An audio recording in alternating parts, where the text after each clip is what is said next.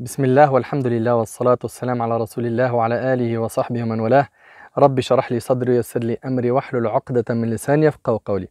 On est toujours avec l'explication de ce fabuleux hadith où le prophète sallallahu alayhi wa sallam a dit selon Abu Huraira radiyallahu anhu, sept personnes ici ça veut dire sept catégories de personnes et ça comprend hommes et femmes seront ombragés par l'ombre d'Allah. Dans d'autres versions, ils seront sous l'ombre du trône d'Allah le jour où il n'y aura d'ombre que la sienne. 1.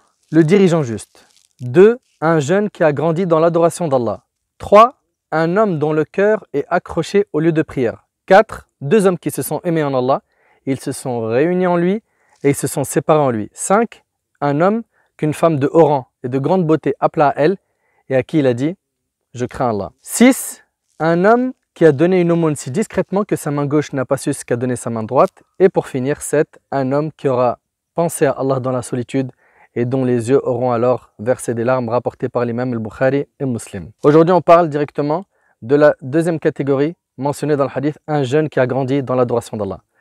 Est-ce que vous savez pourquoi le prophète sallam il a mis l'accent sur la jeunesse? La réponse, c'est parce que la jeunesse, c'est la période de la vie où la raison et l'énergie sont présentes.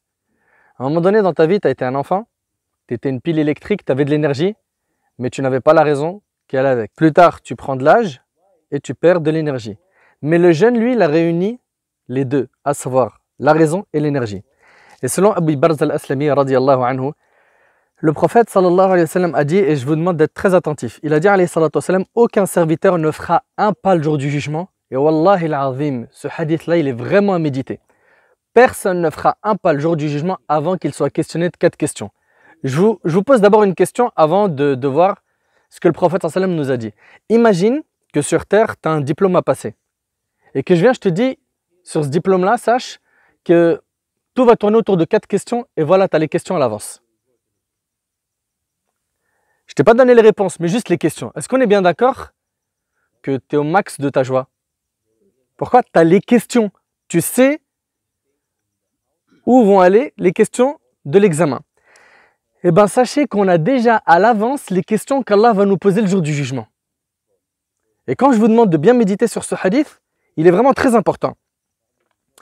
La première question, sa vie, comment l'a-t-il passé?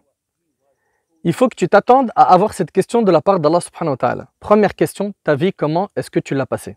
Analyse un petit peu ta vie. Fais le bilan. Retrace un petit peu toutes ces années qui sont passées. Est-ce que dans l'ensemble, c'est satisfaisant? C'est-à-dire que ça attire la satisfaction d'Allah? Ou est-ce que ces années qui sont passées ont attiré la colère d'Allah subhanahu wa ta'ala? Chacun doit faire un bilan de ses actions. C'est très très important. Omar ibn al-Khattab radiyallahu anhu disait, jugez-vous avant d'être jugé. Et pesez vos œuvres avant qu'elles vous soient pesées. Et comme vous le savez, aujourd'hui on œuvre sans être jugé. Demain on sera jugé sans pouvoir œuvrer. Demain on sera jugé sans pouvoir œuvrer. Donc ta vie, analyse-la. Comment tu as passé tes journées? Tes journées, comment est-ce que tu les passes? Dans l'adoration, dans la désobéissance? Sache qu'Allah te posera cette question. Qu'est-ce que tu vas lui répondre? Deuxième question, sa jeunesse, comment l'a-t-il passée? La jeunesse fait pourtant partie de la vie, n'est-ce pas? On a déjà une question sur ta vie, comment est-ce que tu l'as passée? Et là, on a une autre question sur la jeunesse. Pourquoi? Pour montrer l'importance de cette période dans la vie de l'être humain. Ta jeunesse, comment est-ce que tu l'as passée? Vous savez très bien que c'est une période où on a la force, l'intelligence, beaucoup de capacités. Troisième question, son argent, comment l'a-t-il gagné et dans quoi il l'a dépensé? 2 questions sur l'argent. Ça ne suffit pas de le gagner dans le halal.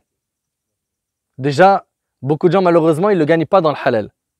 Okay? Quand je dis beaucoup de gens, je parle de gens de notre communauté. Et le prophète alayhi salatu wa sallam a dit, toute chair qui se nourrit de l'illicite, c'est l'enfer qui lui convient le mieux. C'est-à-dire que toute personne qui va se nourrir du haram, c'est l'enfer qui lui convient le mieux. Donc, c'est très important de manger de sources halal. Okay? Très important que l'argent que tu as gagné, tu l'aies gagné de manière halal. Et surtout, que quand tu vas le dépenser, tu le dépenses également dans le halal. Parce que certains pensent, à partir du moment où je l'ai gagné dans le halal, je peux le dépenser comme je veux. Non, si tu le dépenses dans le haram, tu as des péchés. Quatrième question, sa science, qu'en a-t-il fait? Et c'est rapporté par Tirmidhi. Combien de discours tu as entendu jusqu'à aujourd'hui? Et je parle pour moi en premier. Et Wallah al-Azim, quand on regarde un petit peu notre situation, moi je vais parler de moi. Combien de fois j'ai entendu des rappels? Combien de fois on m'a dit ça c'est haram? Combien de fois je l'ai dit moi-même aux gens? Et combien de fois est-ce qu'on a réellement mis ça en pratique? On connaît beaucoup de choses. On a entendu plein de discours, que ce soit des discours du vendredi ou des discours qu'on écoute sur le net ou ailleurs. Mais en termes de pourcentage de mise en pratique, après avoir écouté tout ça, il y a combien de pourcents? Parce qu'à la fin, qu'est-ce qui se passe? Ce qu'on a entendu, ce qu'on a appris, ça devient un argument contre nous le jour du jugement. Et ça, franchement, ça fait peur. Sachez que les compagnons du prophète, ils étaient jeunes. Abu Bakr, lorsqu'il a embrassé l'islam, il avait 38 ans. Omar al-Khattab, il avait 26 ans. Vous imaginez? Omar al-Farouq. Omar, cet homme qui, lorsqu'il prenait un chemin, le diable, il en prenait un autre. Omar, celui qui a fait trembler Quraysh, radiallahu anhu. Uthman, radiallahu anhu, il avait 20 ans. Ali ibn Abi Talib, radiallahu anhu, il avait 18 ans. Saad ibn Abi Waqqas, radiallahu anhu, Saad, on connaît son histoire à Uhud quand il tirait des flèches pour défendre le prophète sallam. Saad, radiallahu anhu, il avait 17 ans. Suhayb al-Rumi, il avait 19 ans. Zayd ibn al-Haritha, il avait 20 ans. Mus'ab ibn Umayr, Mu'adh ibn Jabal, Ibn Abbas, Ibn Mas'ud, c'était tous des jeunes. Et ce sont ces jeunes qui ont pris la responsabilité de la transmission du message d'Allah subhanahu wa ta'ala. Et aujourd'hui, malheureusement, nos jeunes ont pris des responsabilités de transmettre des messages. Mais quel type de message ils transmettent? Je vous laisse regarder tout simplement sur Instagram ce qu'ils transmettent comme message. Et je vous laisse regarder ce qu'ils transmettent sur Snap. Et ce qu'ils transmettent sur Facebook et sur YouTube. Pour ceux parmi eux qui sont des youtubeurs ou influenceurs, etc. Franchement, c'est malheureux. Si les compagnons ils pouvaient revenir et voir à quoi on ressemble aujourd'hui. Al-Arqam, celui qui avait mis à disposition du prophète sa maison pour adorer Allah subhanahu wa ta'ala en cachette, en discrétion, il avait 11 ans. L'imam al-Bukhari, vous connaissez l'imam al-Bukhari? Ce grand savant qui a compilé beaucoup de hadiths authentiques du prophète sallam. Eh bien, à l'âge de 18 ans, il a écrit son premier livre, At-Tarikh. Il y avait combien de hadiths qu'il avait écrit, qu'il avait mémorisé de sa mémoire? Vous savez combien? 40 000 hadiths. À 18 ans, premier écrit, 40 000 hadiths de sa tête.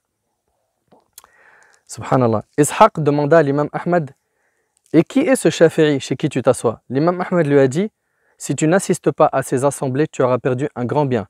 Et Al-Shafi'i était jeune à ce moment-là. Al-Shafi'i a grandi dans l'adoration d'Allah. Et aujourd'hui, c'est un vrai challenge de grandir dans un pays occidental tel que le nôtre dans l'adoration d'Allah. C'est un vrai challenge. C'est une réalité. Pourquoi? C'est le pays de la modernité, de la mode, du luxe. Et voir un jeune qui va grandir. Attention, on n'est pas en train de dire de ne pas profiter de la vie d'ici-bas. Allah subhanahu wa ta'ala, il a dit « Wala tansa nasibaka min ad-dunya » N'oublie pas ta part dans la vie d'ici-bas. Profite, il n'y a pas de problème. Mais il faut impérativement que pendant que tu es en train de grandir, évoluer, il faut que tu gardes à l'esprit que le plus important, c'est que tu ne te loupes pas le jour du jugement. C'est qu'Allah subhanahu wa ta'ala, il soit toujours satisfait de toi. Wallahi l'azim, c'est hyper important. Et sache aussi une chose, c'est que celui qui arrive à tenir sa religion pendant cette période difficile, c'est comme s'il tenait une braise de feu dans sa main. Et le prophète alayhi salatu wassalam a dit que ces périodes de trouble, où ça sera difficile de pratiquer la religion, il a dit alayhi salatu wassalam qu'un parmi ceux qui vivront à cette époque, qui arrivera à tenir sa religion, qui est comme une braise de feu, à cause de la difficulté de pouvoir pratiquer, il a dit alayhi salatu wassalam, il aura la récompense de 50 hommes. Les compagnons, ils ont dit 50 hommes parmi nous ou parmi eux. 50 hommes parmi eux de leur époque, il a dit non, 50 hommes parmi vous. C'est-à-dire si vous arrivez à vous accrocher à votre religion, dans les moments difficiles, vous avez la récompense de 50 compagnons. Je ne sais pas si vous imaginez un petit peu. Tout ça, ça doit nous pousser à faire beaucoup plus d'efforts pour Allah subhanahu wa ta'ala. Et aussi une autre chose, gardez en tête que celui qui indique un bien, ad-dalu ala al-khayr kafa'alih, c'est comme s'il l'avait fait. C'est-à-dire que si toi, tu es une source de khayr, une source de bien, là où tu te trouves, tu recommandes le bien, tu interdis le mal, tu incites les gens à faire des bonnes actions. Tu as motivé quelqu'un à parrainer un orphelin, à construire un château d'eau, une mosquée, okay, à faire un don pour tel projet, que ce soit une mosquée ou ailleurs. Okay. Et bien sache qu'à chaque fois qu'une personne fera un acte de bien et tu en as été la cause, lui gratte des hasanat et toi aussi. Tu lui as appris à lire l'arabe, tu lui as appris à faire la prière, tu lui as appris quelque chose qui fait partie de notre dîne et qui met en pratique ou qu'elle met en pratique, à chaque fois qu'il ou elle fera cette bonne action, tu as en même temps des hasanat. Et on a des gens, Allahumma barik, je vous le dis, je le sais, c'est des gens qui optimisent leur timing au niveau de comment gagner un max de hasanat. Les gens, ils prennent plein d'assurances dans la vie d'ici-bas. Assurance pour le logement, pour le véhicule, pour la santé, hein, en cas de décès, etc., etc. Combien d'assurances est-ce qu'on a pris pour le jour du jugement?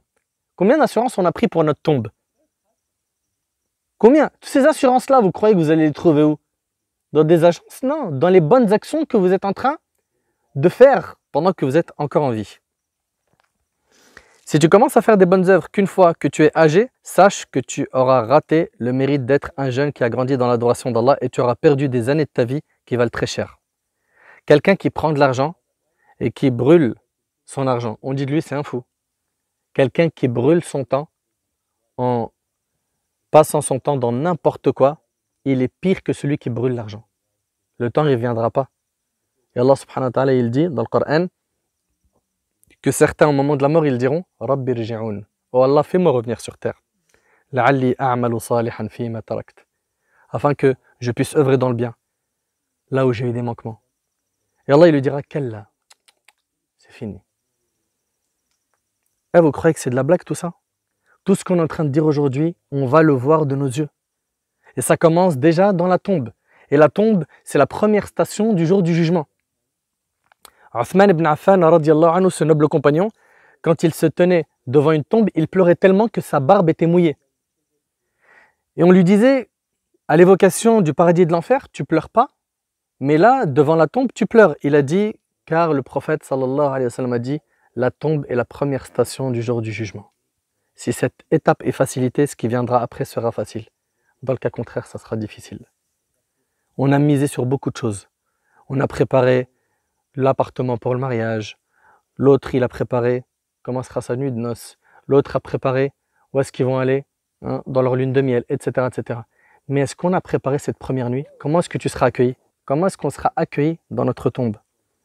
Un jeune qui a grandi dans l'adoration d'Allah, c'est un jeune qui s'est privé des tentations illicites. C'est un jeune qui a tout fait pour ne pas se retrouver dans les endroits qu'Allah déteste. C'est un jeune qui s'est préservé de relations haram et de la fornication. Ce jeune est celui qui a préservé ses membres. C'est un jeune qui a baissé son regard face au haram, qui n'a pas écouté ce qui est illicite, qui n'a pas prononcé ce qui est haram, qui priait, qui jeûnait, qui faisait des aumônes, qui avait un bon comportement, qui fréquentait les mosquées et les gens de science. Un jeune qui a grandi dans l'adoration d'Allah sera sous l'ombre du trône d'Allah le jour du jugement. Qu'Allah subhanahu wa ta'ala nous facilite d'être sous l'ombre de son trône le jour où il n'y a d'ombre que la sienne. Qu'Allah tabaraka wa ta'ala nous ressuscite avec les pieux et nous accorde une bonne fin. أسأل الله سبحانه وتعالى أن ينفعني بما قلت وننفعكم بما سمعتم هذا ما أعلم والله عز وجل أعلى وأعلم سبحانك اللهم وبحمدك أشهد أن لا إله إلا أنت أستغفرك وأتوب إليك